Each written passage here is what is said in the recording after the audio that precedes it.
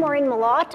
It's my great privilege to chair the first panel today of a Philanthropists Panel, and I have to my left four gentlemen, all of whom have had considerable experience in philanthropy from different perspectives. There are bios on each of them, so I am not going to introduce any of them. That takes away valuable time from the conversation. We're going to proceed in the order of proximity to me. So Norm Zagerman will go first, followed by Lawrence Soloway, followed by Sam Firestone, conclusion with Mark Klyman. This is a little unscripted, so I have no sense what they're going to say. I'm going to ask all of you to make notes as you think of questions, and we'll take questions at the end. I hope there'll be a lively set of questions, and I look forward to our panelists' responses. So without further ado, Norman, it's over to you. Thank you. Good afternoon, ladies and gentlemen. I was thinking that when I was asked to serve on this panel, how long I've been involved in Jewish philanthropy and other philanthropy in Ottawa.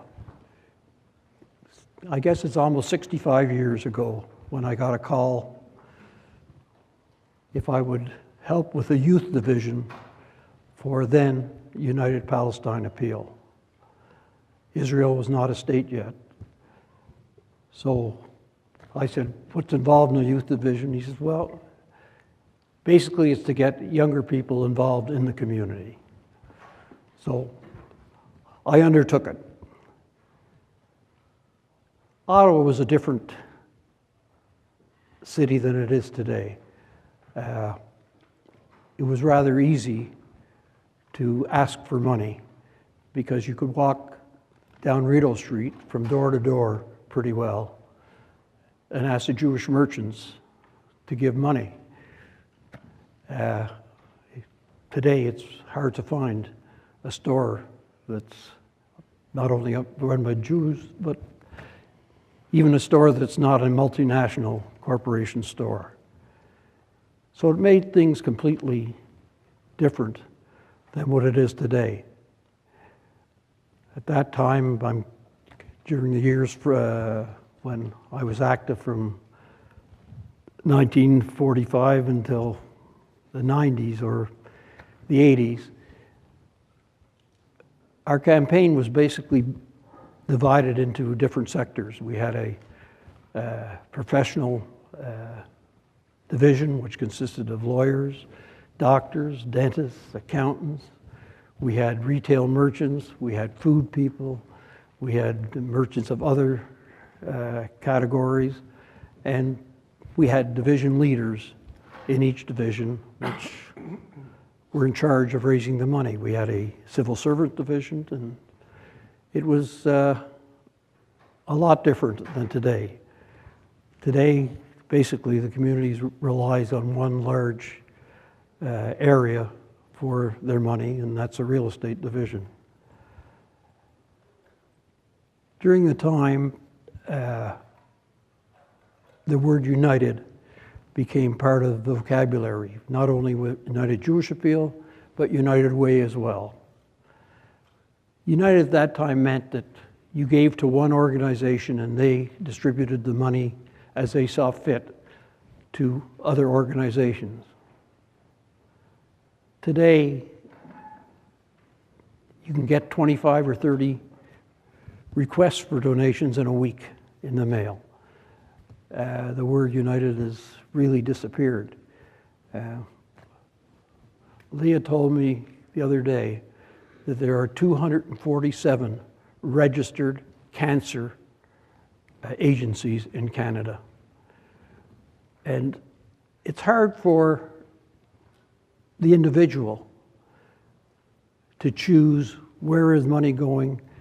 Even it's hard to choose if you have a desire to give to cancer. Which cancer do you give to? There are so many agencies out there that are looking for money, and they're all mean well, and they're all very hard to say no to. But charity has become a very difficult thing, not only for the Jewish community. It's similar in all communities. that there are so many people looking for a cut of the pie when the pie is only so big. We used to, or we tried to give our community body, in the case of in the Jewish Federation, in the case of the general community, it was United Way, to look after the distribution of the funds that are raised. For a while in the Jewish community, the Federation took the responsibility for an agency. If they wanted to raise money, they would have to come to the Jewish Federation for permission to have a drive for money. And the Federation would either approve or disapprove. And during the time I remember, if a person came to you, you would ask them, well, did the VOD or the Federation approve your request? Often they didn't. They just came out on their own and said, well, we need the money. And they probably did need the money, but it became very fragmented in the community. Today, there are so many agencies that can't meet their budgets. They go out on their own to raise the money. That's why I think the word united has outlived its usefulness, because each individual agency has to go out on their own. And it's unfortunate because the human resources aren't there, number one, that let all the agencies have the people to go out and raise the money. And secondly, the money becomes fragmented. It doesn't go to where sometimes it should go. Jewish giving, as the rabbi mentioned, when I was 6, 7 years old, I was old enough to get an allowance. I think I got 10 cents. 2 cents had to go in to charity. And there were 4 or 5 charity boxes in our kitchen. And Sunday morning we'd come in and we'd put a penny in 1 or 2 of them and try and distribute every week to different ones. And each of those were picked up once a month or once every 2 months by somebody who would take them. Jewish National Fund was the obvious one. There were other agencies, orphans. There was JDC, which my late father was president of JDC. JDC was Joint Distribution Committee. They looked after Jews in European countries, refugees, who could not get out, or even while they were there, to provide food and medical and whatever they could. At that time, there were 2 different campaigns. One was United Palestine Appeal, which was for the Jews in Palestine, and the other one was a Joint Distribution Committee, which was for Jews in European countries, which were slowly being overrun. We grew up with this, and it was part of, as I think, Jewish giving. But from Jewish giving, we all learned to give to whatever cause we felt was necessary in the community. And in a way, we had the experience from UJA to help with the campaigns of other community endeavors. That's my few words. Thank you. Thanks very much. Let's go ahead, Lawrence. Taking off from Norman's last comment, I think was really the only point that I principally wanted to convey at the outset. Judaism forms the platform for philanthropy in my life. It was through my family, through the community, the examples that I experienced growing up, and then, more interestingly, when I hit my 20s and probably was as distant from these sorts of things as I could be, I was exhorted by my late father and my mother to get involved with United Jewish Appeal, which, you know, as they say, doing is learning. I learned to both fundraise and to give. So 2 muscles that hadn't been worked out very hard up till then kind of got used. You know, the atrophy wore off. I made a huge leap personally in not being embarrassed about fundraising, and have gone all the way to thinking it's noble work to do. Not everybody quite gets, you know, I often irritate people when I make that comment, but I'm used to it. So I'm not shy about fundraising, but I'm not always that brazen. The only reason I'm not shy about fundraising is I went to the best school, the UJA boot camp. And I learned it's okay, and people will say no, and you're fine, walk on, and make your own example. Give when you're comfortable. Give to Jewish causes, but give to non-Jewish causes. Allocate as fits you inside your own skin. So all of that goes back to, you followed me as chair. When did we do that? Oh, so anyways, we were young. 20. It was a long time ago. But that has formed the base for the fundraising and philanthropic activities that I've engaged in, maybe, to some degree with greater attachment lately to what we'll call non-Jewish causes, even though that kind of grates me, but let's say secular community-wide causes. And so as I say, really a simple, maybe trite observation. Judaism forms the foundational element of my life activities in philanthropy. And now the guy who followed me as UJA chair back in, God knows. He seems to have dragged me into a number of his initiatives, and I willingly followed his footsteps, and has provided me tremendous amount of satisfaction. I agree with Lawrence. The UJA boot camp was probably the greatest experience in terms of how to go about fundraising. That was then. This is now.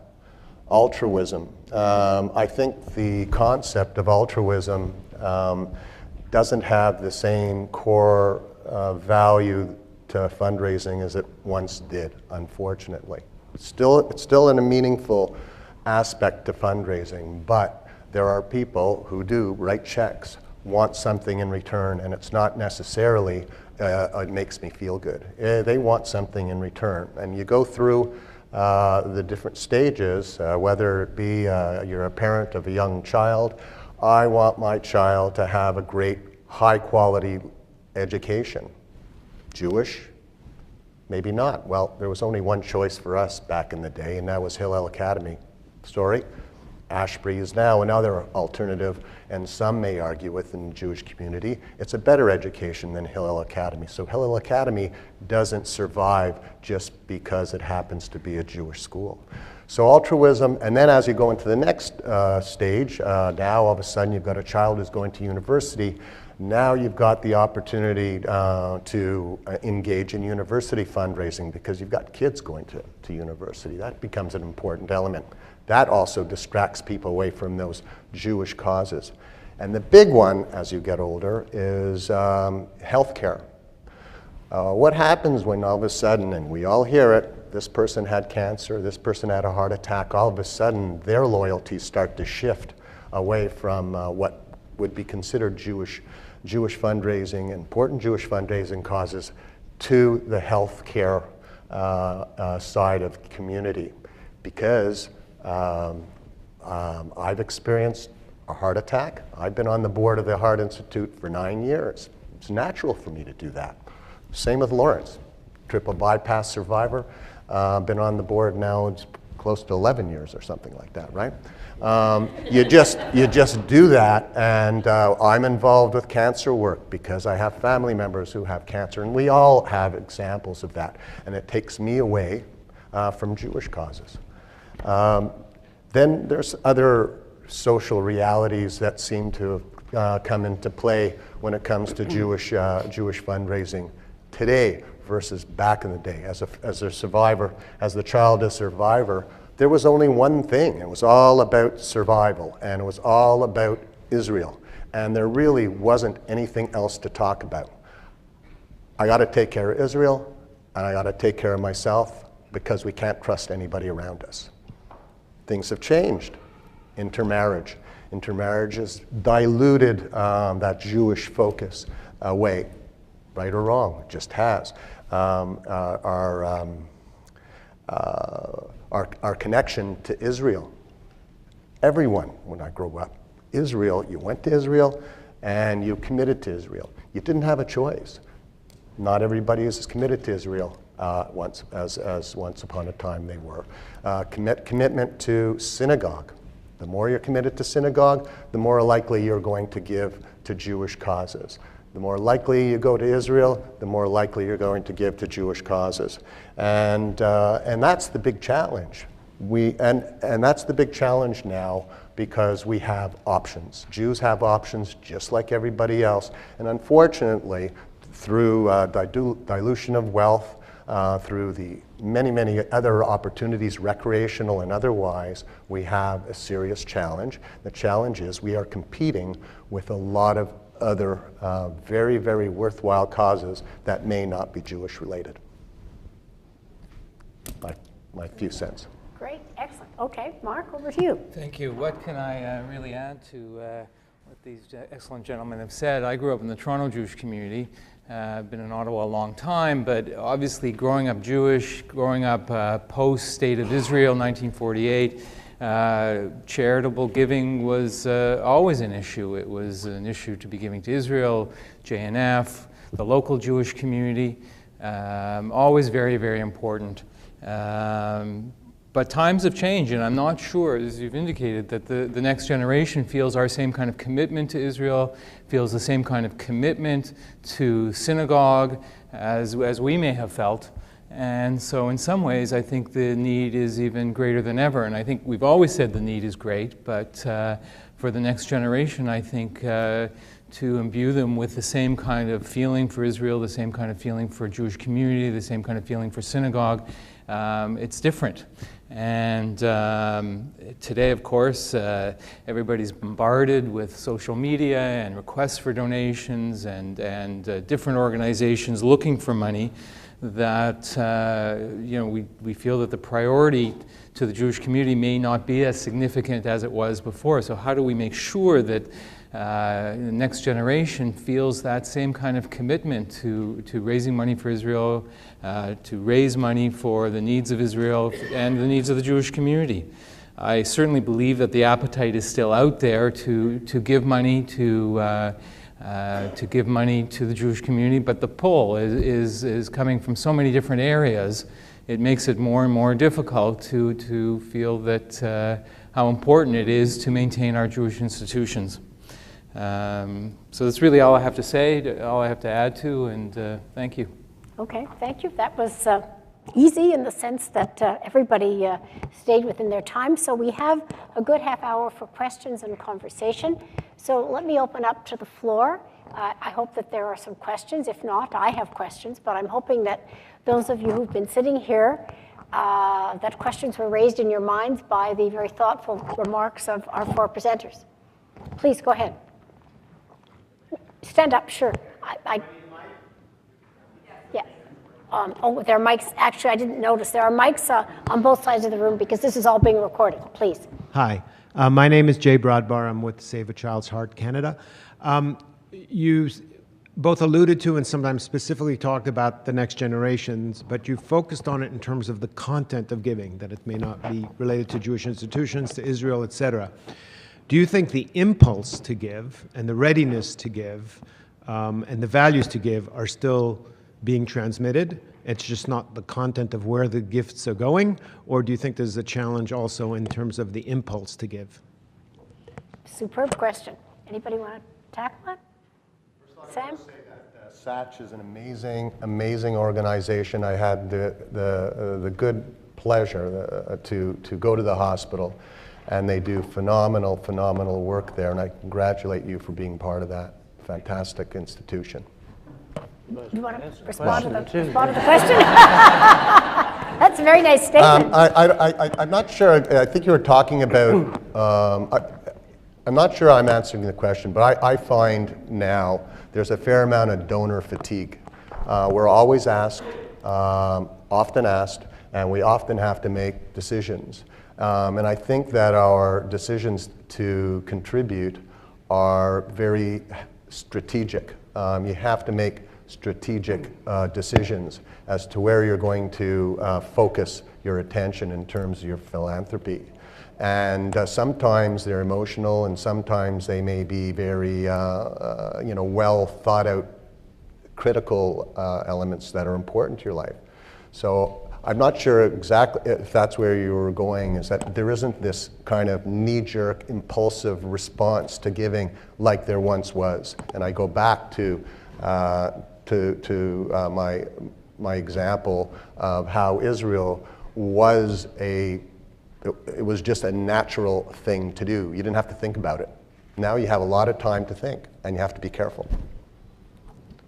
I think the Jewish tradition about giving is robust and alive. I don't think it has diminished appreciably. That's just my sense. There's nothing empirical that you can use to really back that up. We could maybe try to focus on levels of giving by, teens and 20s, people who are just in their early years of doing so, to get a little bit more of an objective handle on it. But, to the extent that the answer is intuitive, I think that the value has been transmitted. So then that raises the second question, which is, do younger Jews still hold deeply to the idea of giving to Jewish causes? And again, I think there's a tendency to be a bit alarmist. I don't think there's been that huge a shift. There is a problem in synagogue funding because synagogue attendance is down. So that will have to be grappled with across the board. And in the US, many congregations have moved into shared facilities. I mean, there's different ways of going at the future.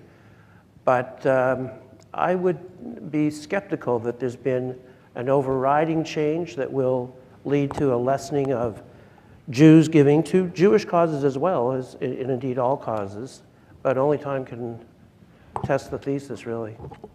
Norman? I kind of sometimes are a little I'm a little bit blunt in terms of what my perception is. It probably doesn't surprise anybody, but I have found that the younger generation are more interested in me, the stimulation that they have outside of community stuff, going skiing, going on trips, buying clothes and jewelry, and really fulfilling their own personal needs. And what that does is it limits the amount of capital that they can give to more altruistic type situations. And I can't tell you that I'm impressed by the general commitment younger Jewish people have within this community. Jessica, maybe you can respond to that. Would you agree that that's the case, or am I wrong? No, you're not wrong. I mean, that's sort of what we're going to talk a lot about in our breakout session, so I'll save some of the ammo for later. But I do agree that our generation is more focused on ourselves, but I think that there's a way for fundraising professionals to use that as a tool to ultimately help them to figure out in their approach and in asking us to donate of our time and money, maybe we're not just doing it out of the goodness of our heart anymore, as much as we'd like to believe that that's the case. So maybe we need to find ways that we're going to be feeling a benefit for us donating our time and money. If we're going to get something back that's going to help us with our careers or things that we're trying to establish in our life and our family, maybe that's the way that we need to approach asking this generation now. It's an interesting question. Is the impulse there? Do you think that young people today, or the generation behind us, feels that same need to donate to make sure that there's proper financing? Okay, I'm going to let Norm. That's a good question. Okay, let Normie want to respond, and then we'll move on to the next one. This is clearly one of the key questions, right? I mean, it's not only for our community; it's in all communities. We know that there's a big intergenerational transfer of wealth underway. The question is, what are the donor characteristics, and what are the emotional triggers that are going to promote philanthropy in the next generation? And that's, I'm guessing, one of the questions that's going to be common across all of these workshops, whether they're held here or in Toronto. Normie. Well, I think a lot of the problems within the Jewish community over the years has been when Israel needed the money. I'm talking about from 45 or 48 when the state became, until probably the mid-80s. Israel was relying on world Jewry for help and for people even to go to the thing. Today, the younger people, I don't think they understand the dangers that Israel has gone through. Like my generation, you know, I was active when Israel was founded, and it was a joyous occasion and yet a very sad occasion that lives were being lost. Friends went over there to fight in the army. Today, I don't think the younger generation has the ties to Israel that the older generation or my generation had. And I think a lot of it is recognized in the community by Birthright Israel, by the number of young children, young kids, not children, young adults going over to Israel for Birthright. I think they've done a marvelous thing doing that. And I think they've realized what is happening. Unfortunately, you know, I think we all become a little lax until there's a major outbreak, and then we all come together and say, oh, we've got to do this, we've got to do that. But unfortunately, it takes some unhappiness for this to transpire. Barb, I'll say it first. Maybe I'm stating the obvious, but I'm quite struck by the fact that the four panelists for the philanthropist part of this discussion are four men. And since I'm chairing the next diversity workshop, which is on women in philanthropy, I'd be very, very interested in your comments on whether within the Jewish community the role of women is different than the role of men, and if that differs from the larger community. Okay, who's going to be brave enough to step into that particular minefield? Or am I going to have to talk to it? I can't believe that. But it's a good question, a good observation. I have to say it occurred to me as well. Maybe I'll give my fellow panelists an opportunity to collect their thoughts, and I'll natter for a second and then expect them to jump in.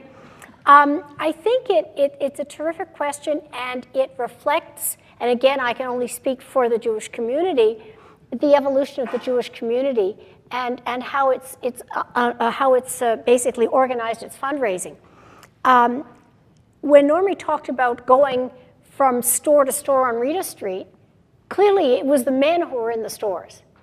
And as you know, Barbara, many other people in this room will not know, it took until 1991 for there to be a woman president of the Jewish Federation of Ottawa, although good nominating right. chairman. And there have been many since, at least one of whom is sitting in the room and who's going to participate later. But a lot of it had to do with the fact that women were not out working, right? So when it came to looking through organizing our United Appeal for community needs as well, you did have a women's division, and women were canvassed and encouraged to be generous. Linda Kersner is wearing a pin around her neck that demonstrates that she gives to a particular level, but it was always seen as add-on. I mean, there were women, I certainly knew in our community, who could have been very much more active than they were given the opportunity to be. I mean, just as in the general community, I don't know when a woman first headed the United Way of Ottawa, I just never paid attention. So, but the world has changed, and so in addition to their being a women's division of UJA, I mean, lots of women just give to the general campaign because they fall under one of the organizing categories that Normie mentioned. They're lawyers, they're doctors, they're in the public service, whatever. But I want to make an observation. But good, you jump in. Thank you. I noticed that this was all male too when I came up, but Barbara Farber could have been here, and there's lots of other people who would have fit very well. So if they had been, whoever they are who designed the panel, had been gender conscious, then they could have. I mean, it's not like there was no selections, but it's weighted heavily traditionally towards males. That's true. But meanwhile, I work in a law firm where we sometimes joke amongst ourselves, do you think we'll ever hire a male again? Like, should we start worrying about affirmative action for these dunces? You know, so, and it's not that uncommon. We see the shift in our profession. We see it in medicine. We see it in accounting. You look around, come back in 20 years, who are going to be leading these law firms? You know, invariably, the women are going to have stronger and stronger position in the community. It won't be that strange to see women heading real estate firms, which Maureen mentioned has been an important wealth generator. Barbara already does. So I think that whatever may have been the historical imbalance back to a time that Norman described walking down Rideau Street compared to what may well be, not that far. I mean, the joke about our law firm isn't that great a joke. I mean, it is heavily skewed to women in the last, I don't know, 10 years or so. It's become more pronounced, and we're not that unique. So, you know? But my experience, you know, for whatever reason, and I think you see even through the educational process where women are finding themselves being educated, a lot of social professions and medicine and things like that. So too, I am seeing a greater population in hospital boards where there's greater women representation, CHEO, that kind of thing, because it's a little bit, it's just a more natural segue from their education to community work. And there too, therein lies the problem once again. If a woman who becomes a doctor wants to do things for CHEO, then there's less likely that opportunity for that person to also do things for the Jewish community. The competition there rises that dilemma once again. A lot of it had to do with the times. When I was president of the VOD, they asked me to, National Council of Jewish Women invited me to speak at one of their luncheons on what the VOD does in the community. And I spoke, and at the end of the session, the question and answer, I'll even name her, Susanna Dolphin, who was a rarity at that time. She was in the government working, or in private practice working at the time. And she said, when are you going to have a Jewish female president of the VOD? I answered her, when the nominating committee feels that there is one capable of aspiring to the office, we'll be glad to. She didn't like my answer. We became very good friends after that, but she... But the following year, we did nominate a woman to serve on the VOD, and subsequently, more and more took part until Maureen became the first president, and Barbara's here, and she became president, and the last president of the VOD also was a woman, and I think they've rightfully taken their place in the scheme of things in the community. But timing was, because my mother never worked, and when she was bringing up children, and she wasn't really that interested in going to meetings at night and when you're bringing up 5 children. And I think a lot of other women were in that same boat. And then things changed, and that's when they became active. Yes. Well, but I guess I would say in the end, and I'll be interested to see what is said at the next session looking at women and philanthropy, that again, I don't think the Jewish community is very different from other communities. And when I look at, you know, the richest families in Canada, or I look at Bill Gates and his giving pledge, et cetera, it's still very largely male-oriented. And whether what the government, I guess government of Ontario is doing in mandating a certain percentage of women on boards is the way to go or not, I'll leave other people to discuss. But it certainly has been a challenge. And my final comment on it is that I don't care to which community you belong, if you belong to a subset of the general community. None of us can afford to ignore 50% of the population. And so we all benefit from everybody participating. Next question, please. Good, Justin. Yeah. Oh, sorry. Sorry. Oh, no, go ahead. You sound Okay, just Anna? as loud as the mic, so. You're embarrassed. It's okay, Anna. A strong voice is important.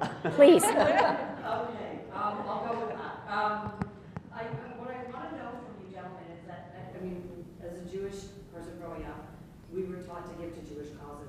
I want to know at what point in your life, I know you didn't wait till you had your heart attack to start giving outside the Jewish community, but at what point in your life did you decide that it was important to give in the general community as well? When my father died of a heart attack. Okay. That's when my priorities started to switch, and that was it.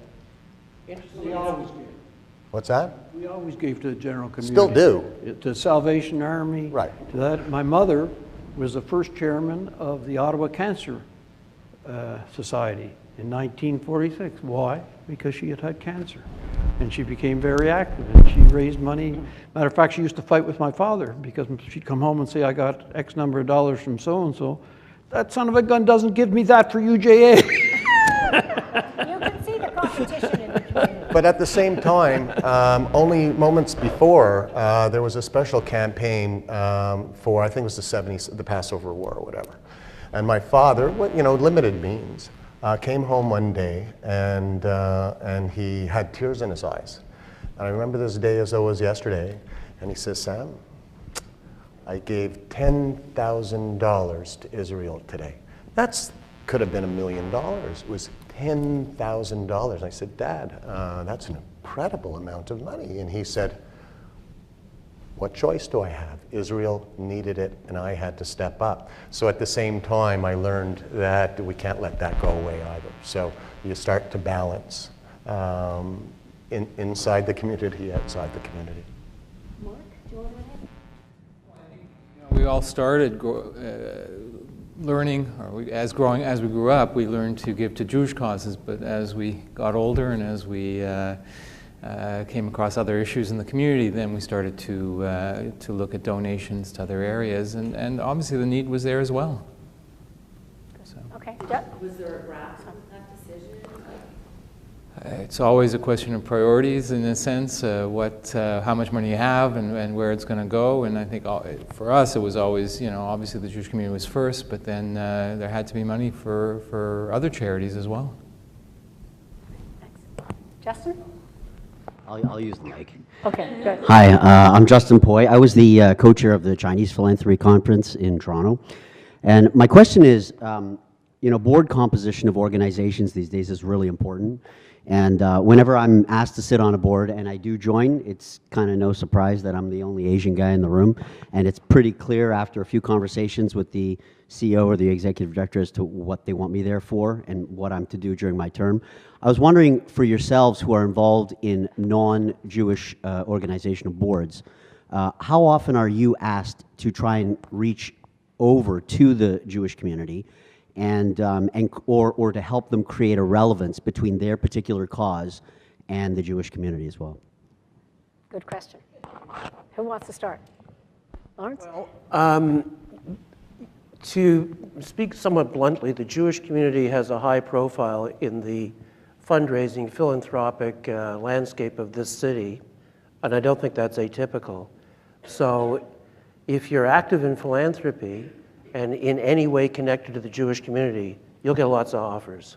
You'll get lots of boards saying, could you help us? And the goal is to help fundraising campaigns succeed in their targets. I don't think any fundraising campaign is ever designed that doesn't have at least one or two people who are serving the role of being the connection to the Jewish community and to lead the inroads into the Jewish community for that campaign, whether it's a hospital, on which I do speak with some direct knowledge, or universities, or anything like that. So it really, and here in Ottawa, there's a relatively modest number of people, comparatively, compared to Toronto. So it's sort of recycling the usual suspects over and over again. So yes, we get approached in that way. Studies have shown, mean, there are studies, I don't have one with me now, but you know, the research that I've done in the fundraising throughout North America, before any major capital campaign is launched, whether it be a hospital or a university wing or something like that, they survey the Jewish community first to determine whether or not the Jewish community, those pillars of the Jewish community in that community, are going to step up and support whatever major capital campaign is on the drawing board. And when they know they've got the commitment from those pillars of the Jewish community, the deal's done. There's this confidence that this thing will execute. If there isn't that community commitment from those members of the Jewish community, then they tend to go back to the drawing board and rethink the whole capital campaign. That's a fact. And you take a look at, you know, in many examples of capital campaigns for universities and for hospitals, Jews are at the forefront. They just happen to be. They're the ones who are kind of leading off with the big gifts. Anybody else want to comment on that? I think one of the reasons for it is that the person is influential in the community as well as being a top giver. The fact that people look up to him, and if he's on the board or if he's chairman or if he's vice chairman, people feel, well, look, my money's going to be well spent. I'm going to give to it because he's a responsible fellow and we know him well. And I think the fact of friendship has got a great deal to do with it. Sense of responsibility of the community as a whole, not necessarily just the Jewish community, but a sense that we have to be involved in the broader community. Here's one of the here's one of the things I've kind of picked up, and it all kind of relates to this. And even back in the day when I was chair, I don't know, 25 years ago, whatever it was, one of the things that we were talking about, Lawrence and I, and the guys that were and ladies that were involved, is we don't care about how much a person gives, writes the check. We want them to give of their time. Because today they can't give anything, but if they can give their time, in time, one day, they may be able to give. And their universe of influence is such that that could domino into some giving. When it comes to hospital boards, it's kind of known that you're going to join the board, you're going to have to write some kind of a check. Okay? That's just kind of the right of entry. Now, one person writes a bigger check than the other, but you're going to have to write a check. And the opportunity I see within the Jewish community is you don't have to write a check. Your time is as valuable as the check you write. And I think that that's a distinguishing characteristic between being able to be involved in Jewish community and to being a board member on a hospital. Because you give your time and your time is appreciated. And that's engaging, Jessica. That's the challenge you have, I believe, is to bring these people in, because by and large, most people are intimidated by the whole notion of doing community work because they're afraid that they're going to have to write a check. They don't have to be so intimidated. You can do good work without writing the check, right? Good point. Thank you. Next question. Please, go ahead. There's a mic just behind you. I was just curious, someone had mentioned earlier that there's more interfaith marriages and how that was affecting or may not have affected fundraising. Is that something that you think needs to be addressed both when speaking to donors but also in the work that charities do, so that the other partner might feel more included and more willing to give to traditionally Jewish charities? Good question. Sorry, I'm not sure. The interfaith. The interfaith marriages, Interfaith and the impact on philanthropy, particularly Jewish philanthropy. Is there an impact of interfaith marriage on Jewish philanthropy? Well, yeah, if the Jewish partner sort of dilutes his Jewish identity, or his or hers, then you can expect that to follow. So I think there are definitely nuances here. In many of the interfaith marriages, the non-Jewish partner converts or becomes otherwise, engaged with the children being Jewish. So it's very hard to kind of answer in a one concept that applies to all, because there's just so many little gradations and subtleties. So not necessarily is the way I would put it, but often enough, people like of my generation who married outside of Judaism became detached and distant from the Jewish community. So it's whether that process follows. And if they do, and if they become unaffiliated, they don't belong to a synagogue, they're not just connected in a broader sense, then you can expect invariably that their sense of duty, if you will, or even pleasure in giving to a Jewish cause will be equally decreasing over time.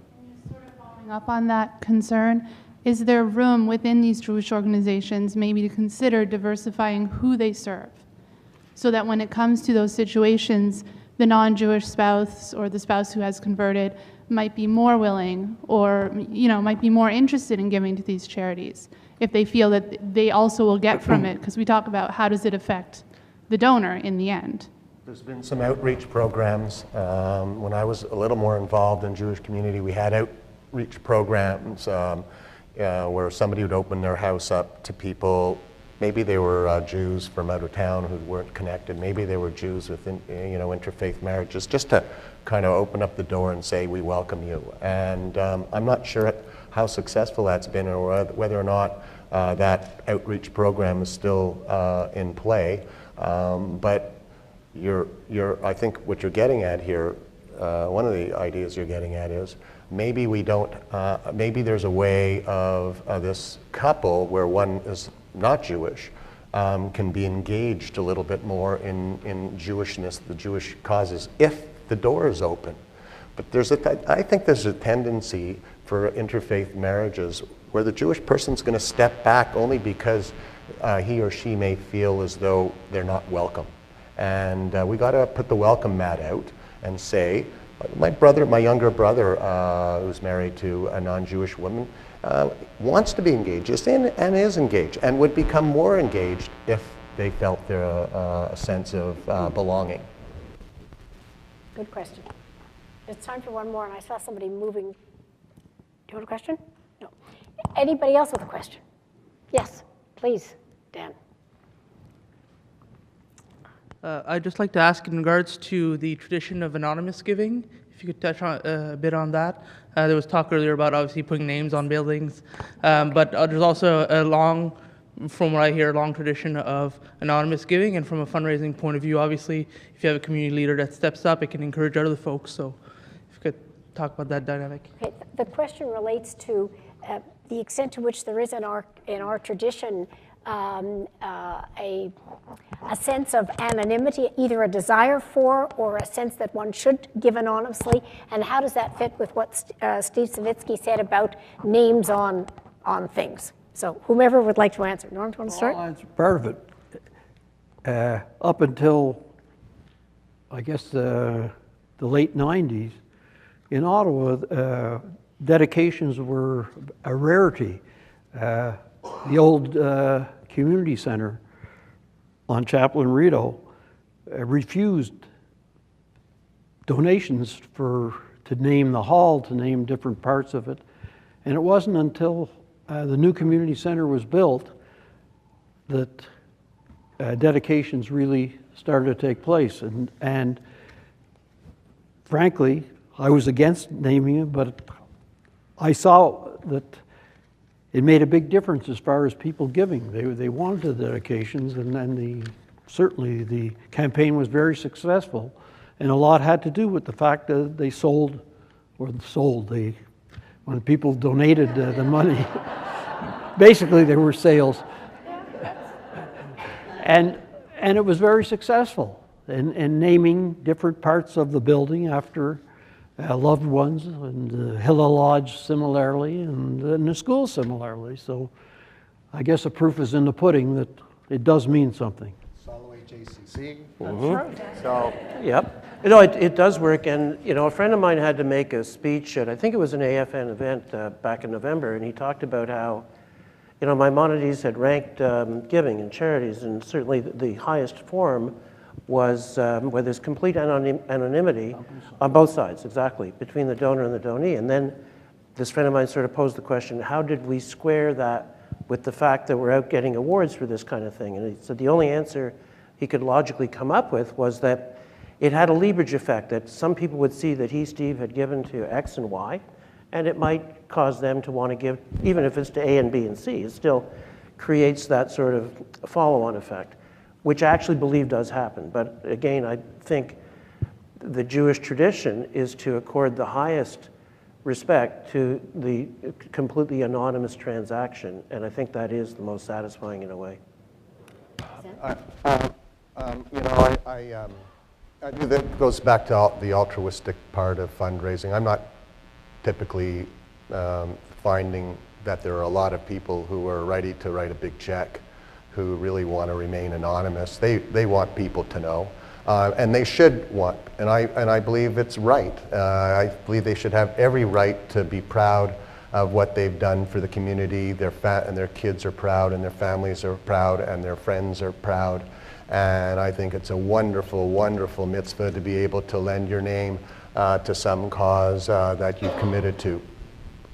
And I encourage it. At the same time, you're setting an example to the rest of the community when you lend your name. Oh, Soloway family gave to the JCC. It's the Soloway JCC. I want that too. And so you never know who's going to come out of the closet and say, well, I want my naming rights on Hillel Lodge. And it does. There's a lot of follow-on effect that results. I wonder what the next generation will need to do that kind of fundraising. Just to come back to your question, I mean, we have young people getting married, both Jewish, who aren't even joining synagogues anymore. So, you wonder where the emphasis will need to be and what kind of approach needs to be made. I mean, it's always nice to have your name up and in lights to say that you made the donation, but I wonder what some of the new challenges will be in terms of doing that, in terms of raising the kind of money that needs to be raised.